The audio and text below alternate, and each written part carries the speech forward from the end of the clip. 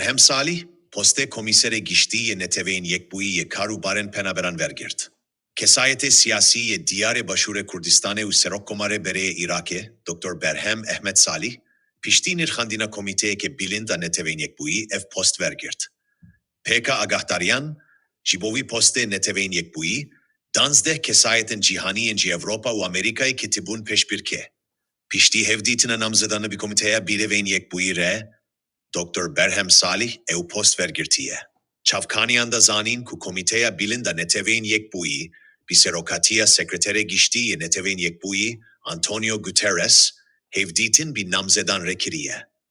Çevirmende Berhem Salih liser destbekirine erkgot, destbikarbuna vi dikeve salanu. Poste komisere bilinde penaberane neteveyn yekbui, yekşi posten heri bilindu bi bandore di navar eksistinen giredayi neteveyn yekbui de. Kese kuvi posti verdigire, deber persyar beji serpereştiye hevlen navneteveyi, yen jibo parastina mafen neziki sedubistuse milyon penaberan liseransere cihane.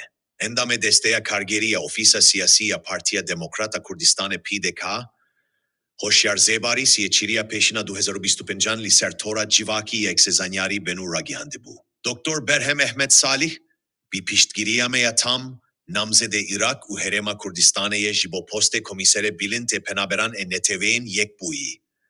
Hoşyar zebari her viha diyar kiri bu. Doktor Berhem Sedi hemimer çuşiyanen peviste jibo bireve birina ve ajansa Giring Amirovi. Berhem Salih. Berhem Ahmet Salih, danzde ilona hezarune sușestili bajare Silemaniye jidayik buye. Di civaniya Suede du caranji aliye destilata beaseya Irak'e ve hatiye girtin. Berhem Salih sala hezarune siduheştu seyan bavernameya lisanse ya endezyariya şaristani u mimariye lizaningeha Cardiff'e ya Britanya estandiye. Suediye bavernanameya doktoraye divare amar u pratika komputere ya di endezyariya giştideli Britanya'ye.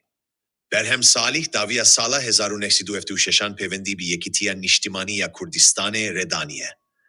Destpekeli Avrupa'ya endame partiye buye, paşe buye berpirse pevendin partiye eli Britanya'ye.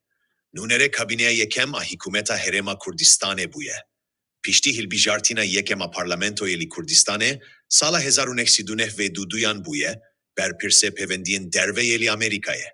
Berhem Salih salen 2001 heta 2004 buye serok vezire Herema Kurdistane, idareya Silemaniye. Di kabineya şeşemde, ujibo du salan serok vezire Herema Kurdistane buye. Pişti ruhina destilata bease, dinive duyeme sala 2004 de buye cigire serok vezire hikumeta demki ya Irak'e. Paşe buye vezire plandanine hikumeta veguheza Irak'e.